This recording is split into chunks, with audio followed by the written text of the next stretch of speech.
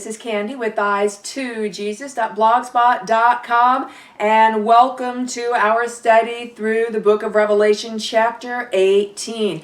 Chapter 18 is going to zoom in on a part that was described. Oh, we're getting a package right now.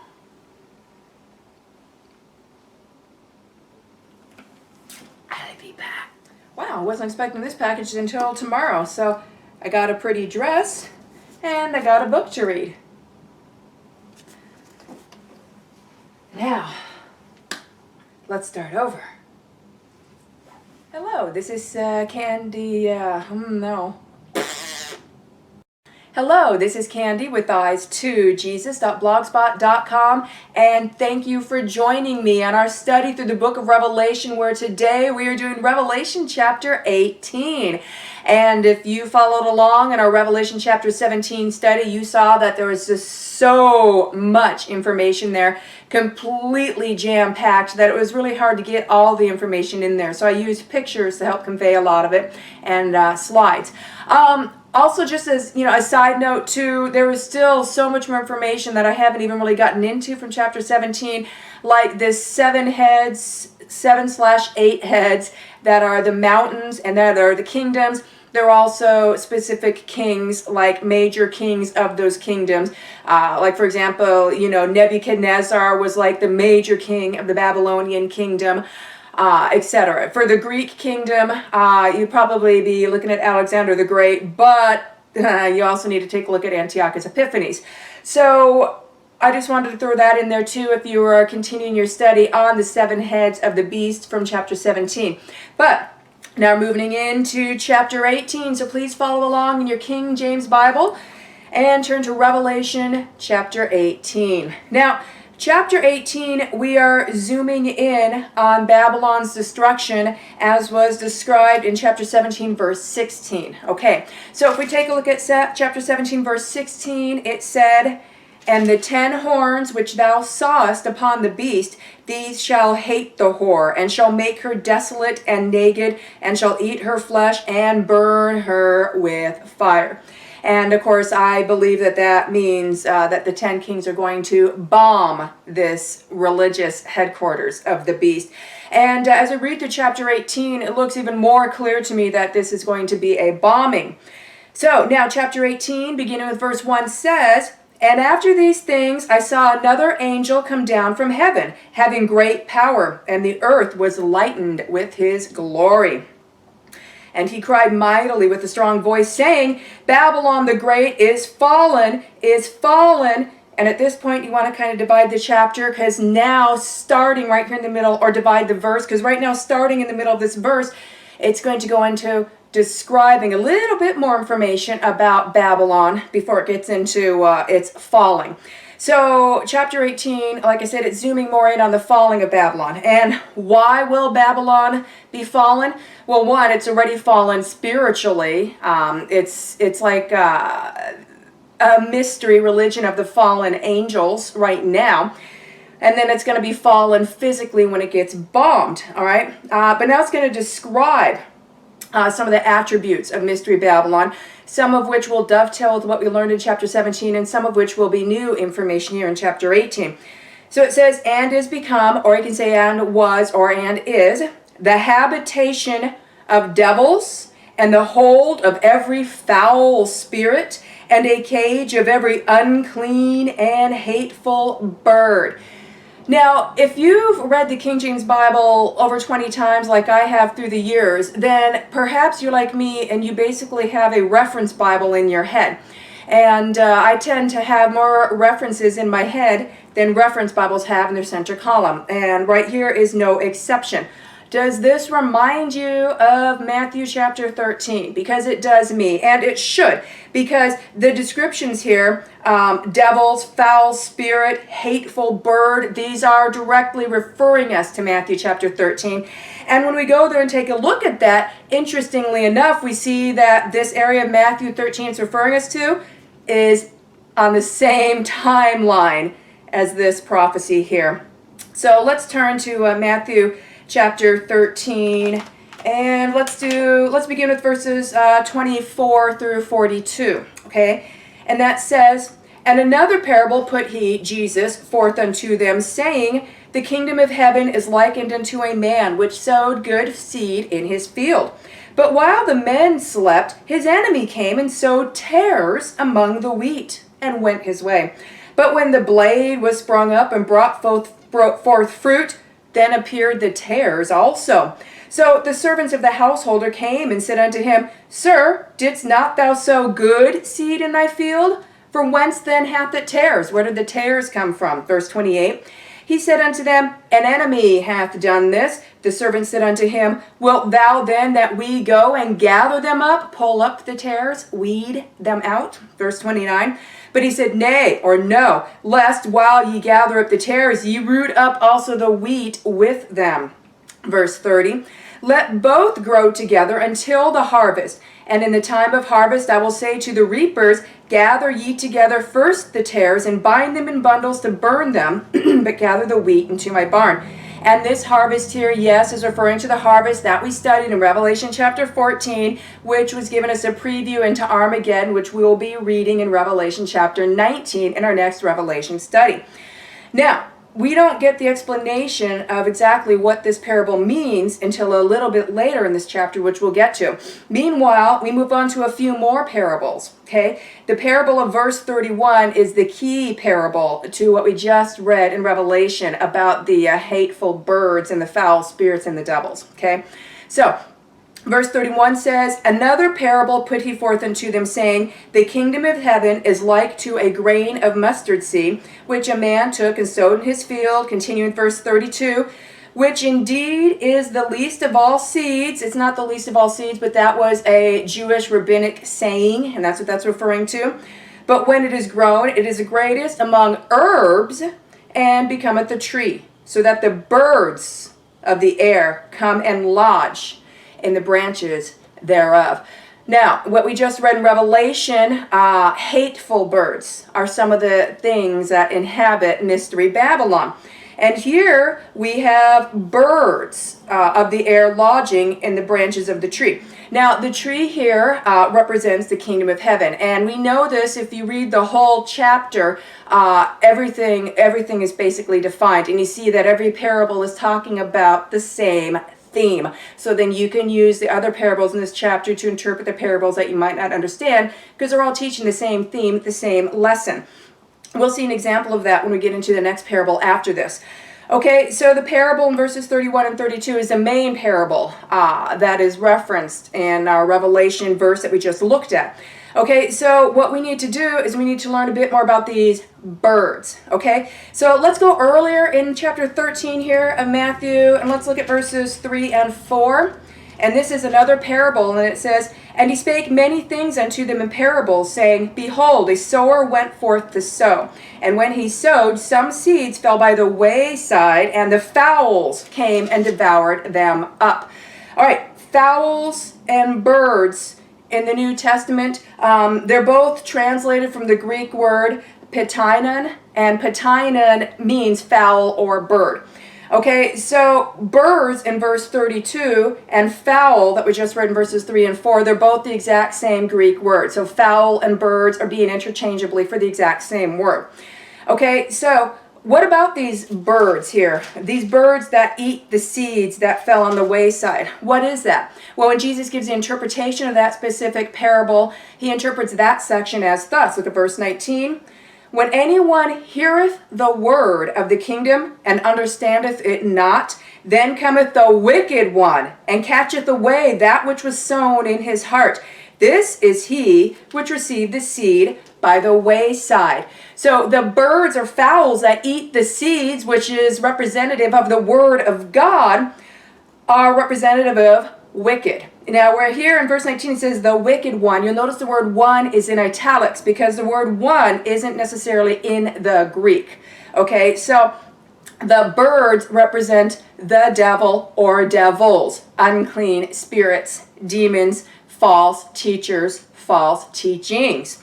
So now we go back over here to verses 31 and 32. Another parable put he forth unto them, saying, The kingdom of heaven is like to a grain of mustard seed, which a man took and sowed in his field, which indeed is the least of all seeds, but when it is grown, it is the greatest among herbs, and becometh the tree representing the kingdom, so that the birds of the air come and lodge in the branches thereof. These birds lodging in the branches of the kingdom are false teachers, false teachings, devils, spirits, Satan. And we have verification of that, the very next parable, which in verse 33 says, another parable spake he unto them. The kingdom of heaven is like unto leaven, which a woman took and hid in 3 measures of meal, till the whole was leavened. So in this case, the kingdom of heaven is represented by some bread, and the false teachings or evil spirits are the leaven that leavens the bread and puffs it up. And leaven always symbolically in both Old and New Testaments represents evil or false teachings or sin. All right, then continue on verse 34. All these things spake Jesus unto the multitude in parables, and without a parable spake he not unto them, that it might be fulfilled which was spoken by the prophet, saying, I will open my mouth in parables, I will utter things which have been kept secret from the foundation of the world. Verse 36, then Jesus sent the multitude away and went into the house, and his disciples came unto him, saying, declare unto us the parable of the tares of the field. That was the first parable I read to you in this chapter. All right, so now let's find out what that is. Verse 37, he answered and said unto them, he that soweth the good seed is the Son of Man. The field is the world. The good seed are the children of the kingdom, Christians. But the tares are the children of the wicked one. And again, we have one in italics. So the tares are the children of the wicked. Where do we just see wicked one? Verse 19. We saw the wicked one was eating the seeds that fell by the wayside. And we found out in verses 3 and 4 that it was birds eating the seeds by the wayside. So the wicked one here, that's the ones that are the tares, the children of the wicked one. These are the children of the birds, of the demons, of false teachers. All right, verse 39. The enemy that sowed them is the devil. So the children of the devil are the tares, but they're growing amongst the Christian, pretending to be Christians, and until the tares ripen, it's hard to tell the difference between the tares and the wheat, and if you pull out the tares when you're weeding, you might damage wheat too. We don't want to pull out the wheat. All right, so verse 39, the enemy that sowed them is the devil. The harvest is the end of the world, and the reapers are the angels. We read about that in chapter 14, and we get more into Armageddon in chapter 19, verse 40. As therefore the tares are gathered and burned in the fire, so shall it be in the end of this world. The Son of Man shall send forth his angels, and they shall gather out of his kingdom all things that offend, and them which do iniquity, mystery of iniquity, 2 Thessalonians chapter 2, mystery Babylon, Revelation chapter 17, and them which do iniquity here in verse 41. All right, and then verse 42, and shall cast them into a furnace of fire. There shall be wailing and gnashing of teeth. Wailing and gnashing of teeth tells us this furnace of fire is hell. So we have here an explanation of how Mystery Babylon is able to make all nations drunk on her wine, as we went into in our previous study in chapter 17, how she works her little magic. She sends her birds to roost in the branches of the trees. She puts her leaven into the lump of bread. She has her tares growing among the wheat. Apostate, false Christianity, masquerading under Christian names, taking Mystery Babylon, religious practices instituted all the way back to Nimrod in the book of Genesis, and putting Christian names on them and calling them Christian, having people around the world participating in Mystery Babylon traditions and rituals and ceremonies and festivities, all under the name of Christianity when it has nothing to do with Christianity at all. It is the birds. Are you being deceived by these birds lodging in the branches of the kingdom of heaven? If you are a professing Christian and you partake of Christmas, Easter, Halloween, for example, you are being influenced by those birds. And this chapter, chapter 18 of Revelation, has a special message for you.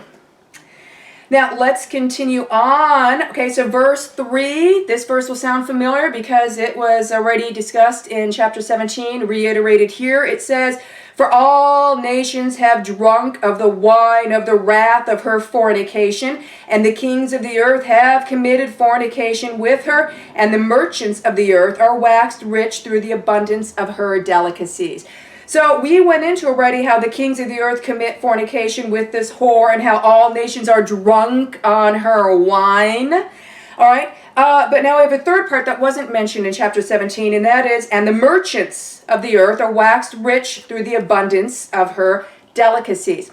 So from here on, a lot of the viewpoint, or from who it affects in this chapter, is going to be a lot towards the merchants. Okay, so a lot of this stuff is going to be towards the merchant's point of view, or how it is affecting these merchants. All right, now, verses 4 through 6. Remember I said, if you are partaking of some of this Mystery Babylon religious practices, regardless if you know it or not, knowledge is power. And God says in the Bible that my people are destroyed for lack of knowledge. And that in the end times there will be a famine of the Word of God, even though everybody has access to a Bible and can read it at any time. Sure, there are exceptions, and there are some martyrdom going on right now, for example, in China. I bet you they're reading the Bible now more than ever. All right, so verses 4 through 6, message for you in Mystery Babylon, it says, "And I heard another voice from heaven saying, Come out of her, my people, that ye be not partakers of her sins, and that ye receive not of her plagues. For her sins have reached unto heaven, and God hath remembered her iniquities. Reward her, even as she has rewarded you, and double unto her double according to her works, and the cup which she hath filled to her double. Warning, come out of her, my people, that ye be not partakers of her sins, and that ye receive not of her plagues." Judgment is coming. You still have a grace period right now to come out of Mystery Babylon. You're not going to get forever to do that.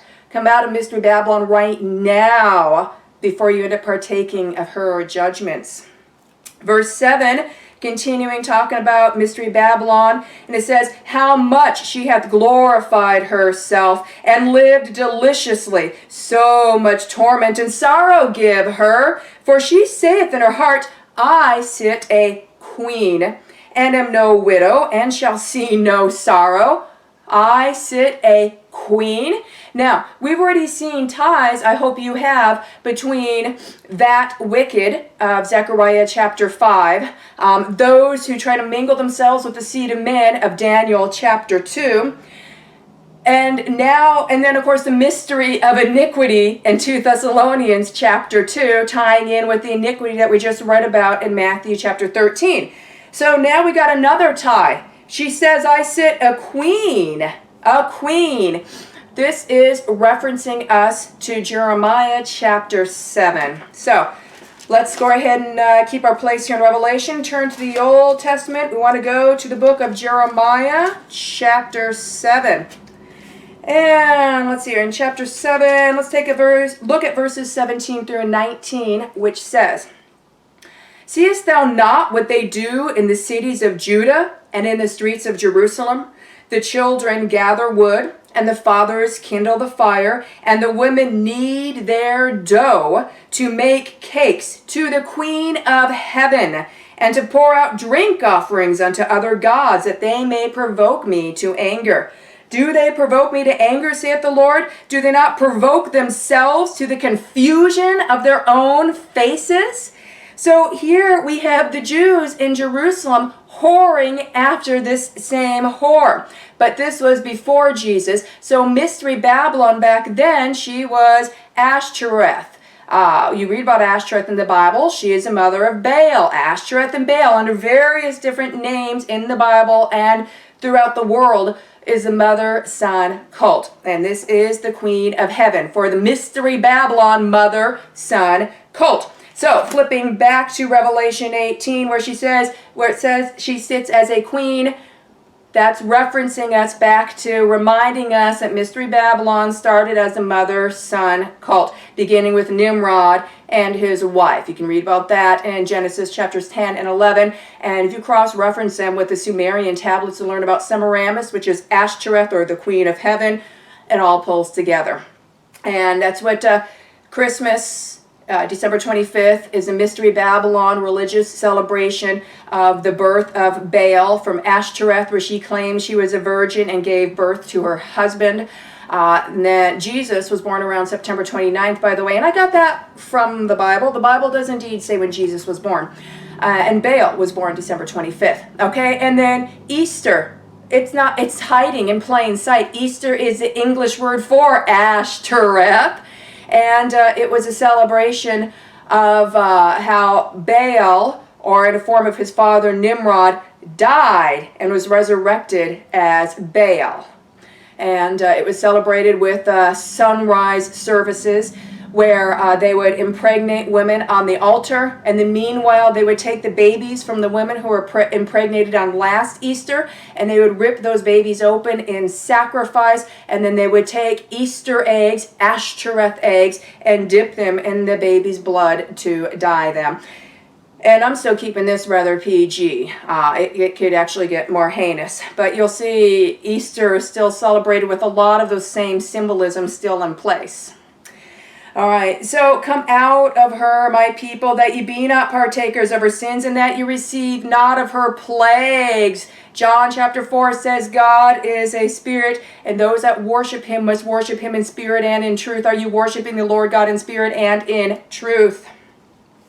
So continuing on to verse 8, it says, therefore shall her plagues come in one day, death and mourning and famine, and she shall be utterly burned with fire. For strong is the Lord God who judgeth her. Burned with fire still looks to me like being bombed. Again, referencing back to chapter 17, verse 16.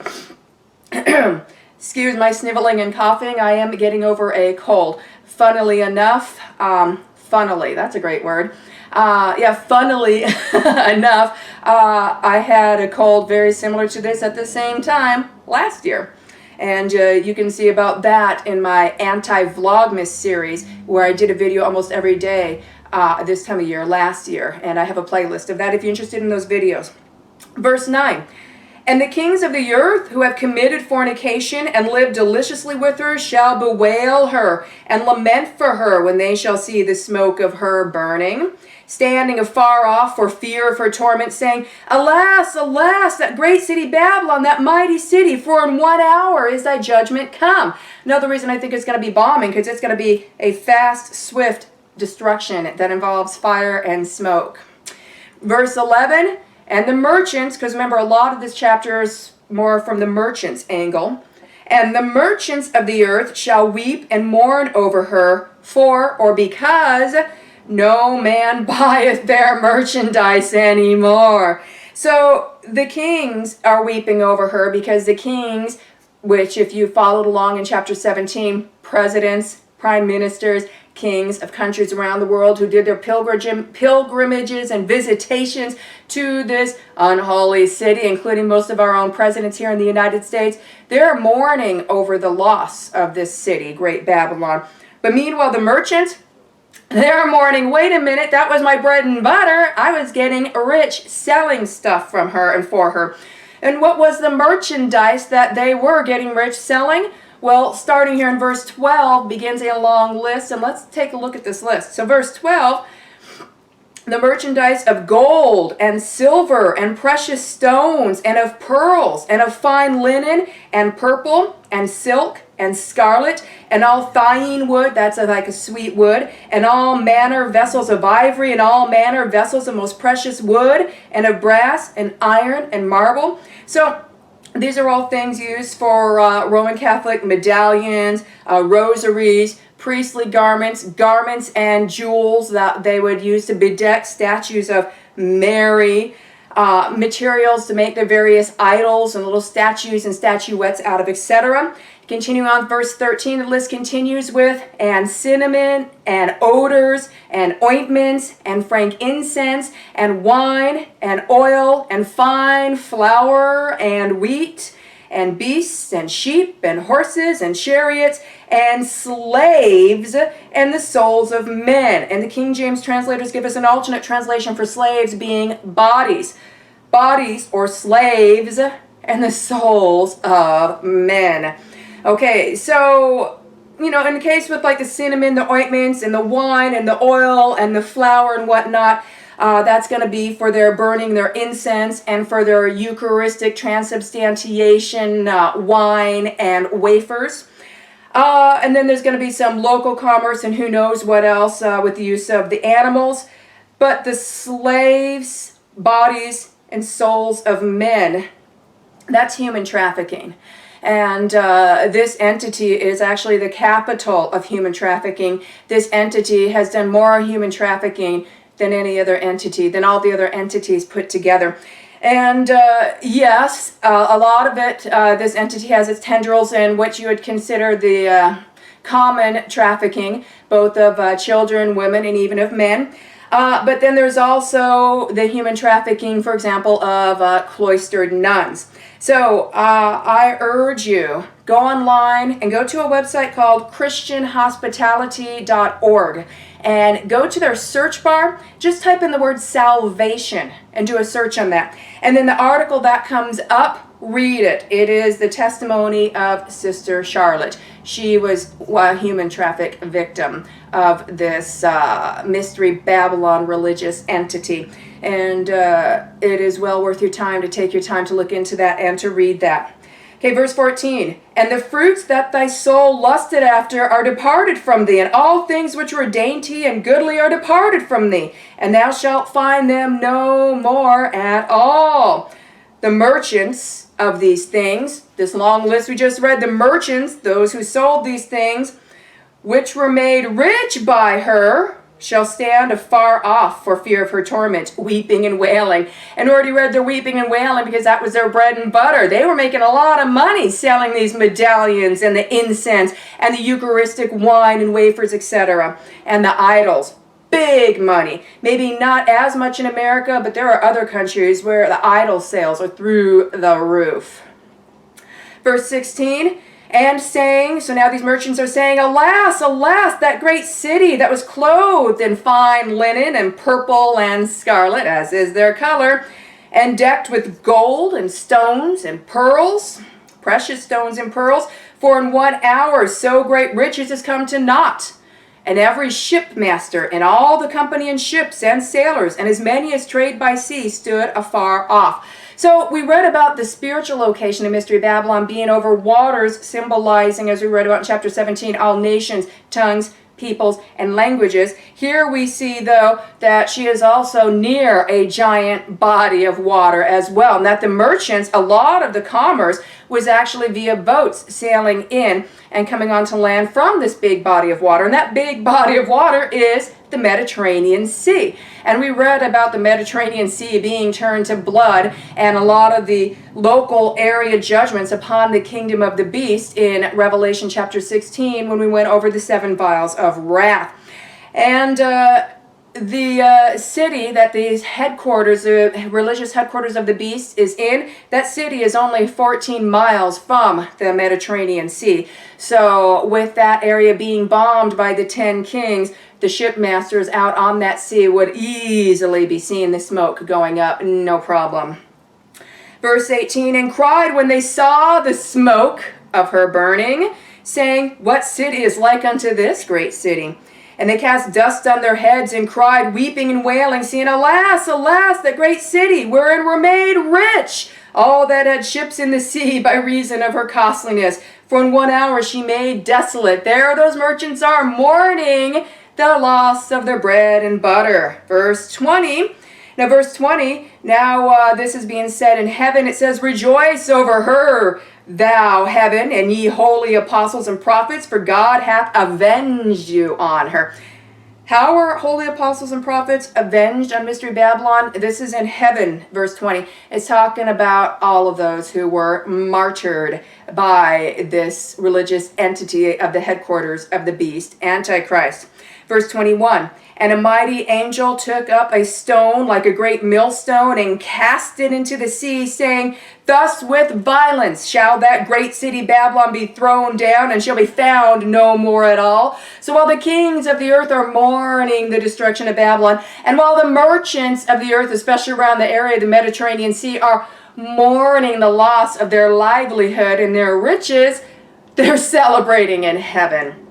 And actually, this celebration in heaven is even given in more detail in chapter 19. But meanwhile, continuing with verse 22, and the voice of harpers and musicians. Now, by the way, this is back on earth now. So verses 20 and 21 was a preview of the rejoicing in heaven. 19 gets into a lot more detail. Verse 22 is back to now the loss of Mystery Babylon, where it says, and the voice of harpers and musicians and of pipers and trumpeters shall be heard no more at all in thee.